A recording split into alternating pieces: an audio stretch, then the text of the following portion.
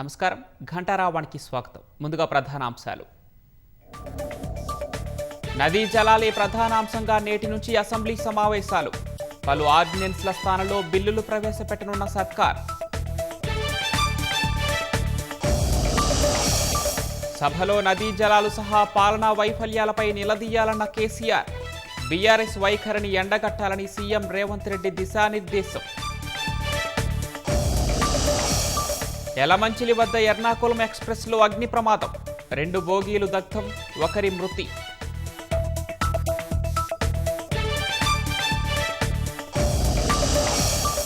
Made in India ప్రపంచ పోటీతత్వానికి ప్రతీకగా మారాలన్న ప్రధాని.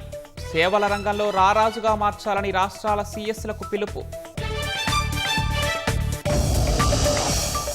శాంతి ఒప్పందంపై జెలెన్స్కీతో ట్రంప్ చర్చలు.